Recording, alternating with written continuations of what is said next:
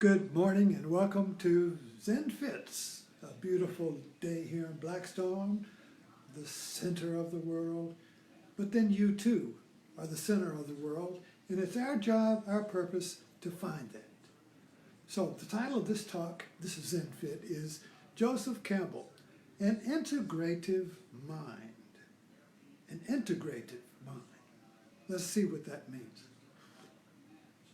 So, yesterday, somebody sent. I belong to a Joseph Campbell study group, and it was mentioned that the Bill Moyer's Joseph Campbell interview that happened in the 80s, I think, is going off of Netflix December 1st. So I thought maybe I better watch it again. And I've watched it several times before. I mean, I've been this is the power of myth. It's backwards. Get it in CD. But I first became acquainted with Joseph Campbell in 1970 when I began to practice yoga, but as a path, not as exercises, but as a path to transcendence, a path to unity, a path to the center. The hero's journey. Now, Joseph Campbell became famous when his book, A Hero with 1,000 Faces, was published. And what that book did, what that study did, was see the universal pattern of the hero's journey in all of the mythologies. Now, that's integrating. Integrating means unifying, pulling together all of the pieces into one idea, one whole, one system, one program. Steve Jobs did it with the Apple computer. He integrated it, so that's seamless. It's not clunky. It's integrated. It's intelligent. We like it.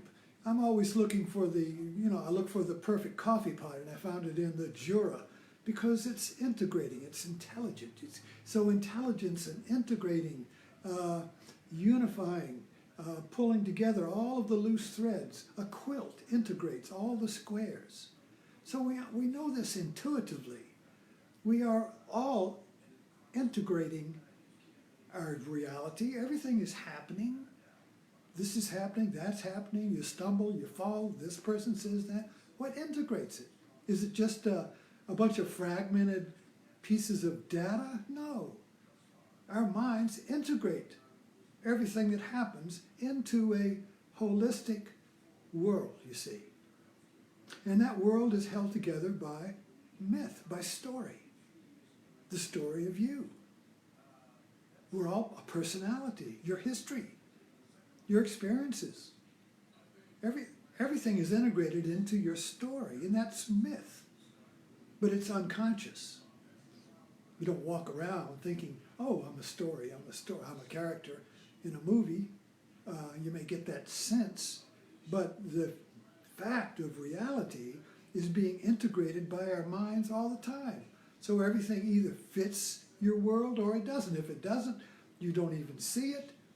You dismiss it, you disregard it, or you attack it and remove it.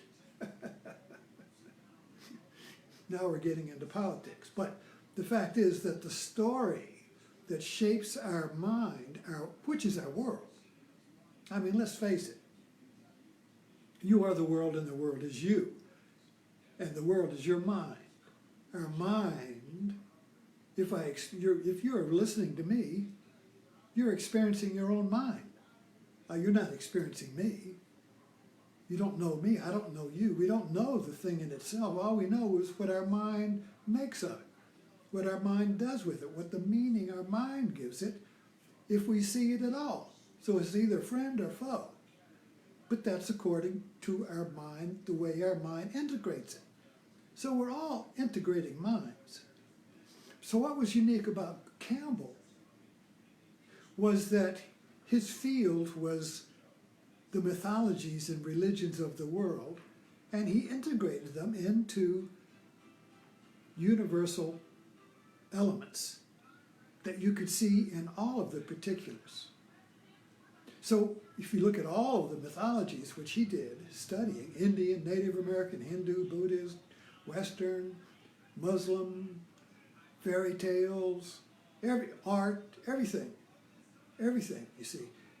He integrated all of these little pieces and came up with single ideas that integrated all of the different parts. That's a beautiful thing. But he was working on mythology, which is the story of our worlds, you see. What the inspiration of Campbell, for me, is that he basically awakened my integrating mind. So once that mind, now this is Zen. Now Zen is all about the awakening or the arousing of prajna. Now prajna is a Sanskrit word, but it means integrating mind.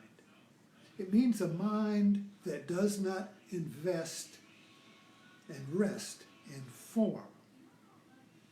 A mind that does not rest in, even Jesus said that, and he said the Son of Man has no place to put his head. That's a metaphor for Zen, for the awakening of the mind that doesn't grasp form and cling to it as a fixed tent pole of its fixed world, you see. So the integrating mind does not live in a fixed world. It's always creating. It's always integrating. It's always seeing something new. Oh, artists do this. Well, you do this in your field. If you're a cook, you're always integrating new tastes, new items, new foods into new recipes. One of the cook contests is you look in a refrigerator and create a meal over leftovers. You see, that's it. MacGyver, one of my favorite TV metaphors, is an integrating mind. Whenever he's in a fix, he grabs whatever's there, a pencil, a piece of gum, a chewing wrapper, or whatever, and integrates it into a tool that will get him out of the fix, you see. So his mind's not, a fundamentalist mind is one that's fixed. A fundamentalist mind is a fixed mind that holds on to form to maintain its story of the world against change. So change in life becomes a threat. The sand going, it's like, I got, my favorite kitty litter, I'm going to jump off here, is Fresh Step. We're house sitting 2 cats, and so none of the other kitty litters work. You had to wear a mask in the house because of the stink, the kitty litter. But the Fresh Step clumps it. It clumps the kitty, it clumps the pee in the crap. It clumps it so you can throw it out, you see. And then no stink. So I don't know why I'm talking about this. I'm obsessed with kitty litter. Don't clump. So, but the idea is that the integrating mind clumps all the data that's coming in and forget about it. Poor analogy. We'll move on. So Zen. So I equate. If you have a look, look at this mess here.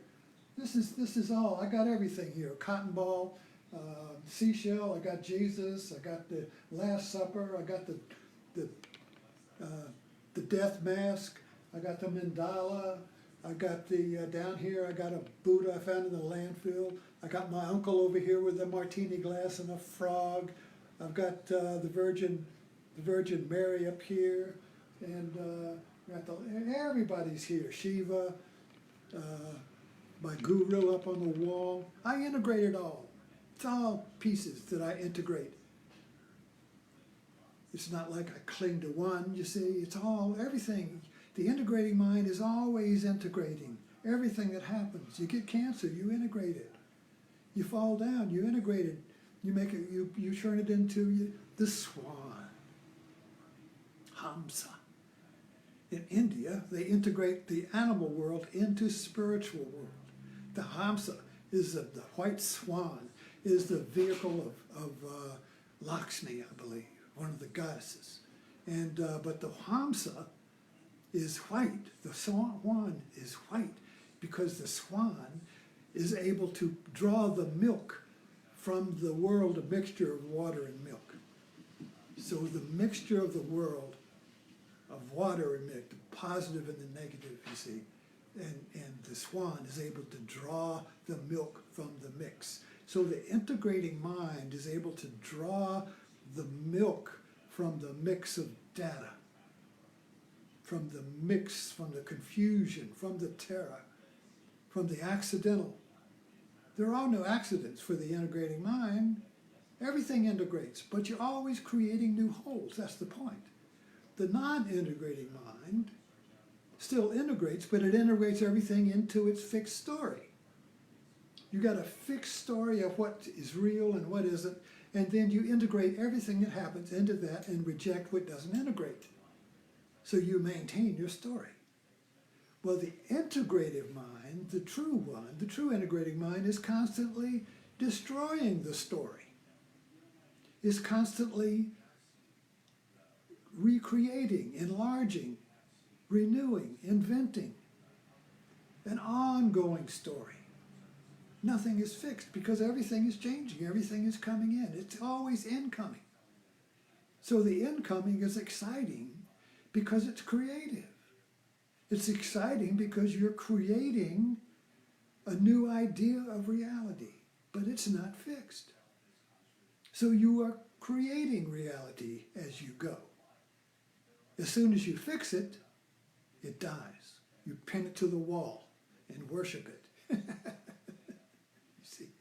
So I don't worship any of these artifacts here, but I collect them because they all integrate into the whole of my life and my experience, and they're all metaphors. So everything in Campbell's view is metaphor. Everything is both a metaphor is, well, let's take a metaphor. This is a metaphor, or is it just an old ostrich egg? That's just an ostrich egg. Big deal. I know what that is. It's an ostrich egg. What else is new? Let's move on. Is it just an ostrich egg? Well, for me, this is a metaphor of my birth. You see, the egg is the womb. Now, what is a womb, you see, but Russian nesting dolls. Each one of these is a womb. It goes all the way back down to the core, to your center. And your center keeps integrating new stories about you, on and on and on, in Russian nesting dolls, until, so this is a metaphor for your evolution of consciousness that is constantly breaking out of fixed stories about you.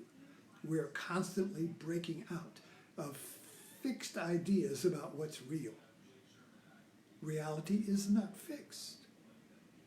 So you cannot fix reality. You cannot know the real as long as you try to fix it and say that's real and that's unreal. The integrating mind does not divide the world into real and unreal. Everything is real. You are constantly evolving and creating with you. In other words, you become reality. You become change. You don't resist change, deny change. You welcome it. You embrace it. You say, come on, let me see what you got. You're getting old? Great. Let's see what you got. You got the arthritis, you got your bursitis, you got this, you got that. Whatever, you welcome it. Everything is integrating. Everything is, even death. Integrate that. Welcome it all. Welcome it all. That's the dance, you see. That's the dance. And that's what I learned from Joseph Campbell. So I recommend that you watch this series before it goes and break out. Break out of your egg, break out of your mythology, break out of your mythos, break out of your story. It's okay. The water's great. The water's great, you see. Thanks for dropping in. And have a Zen Fit today.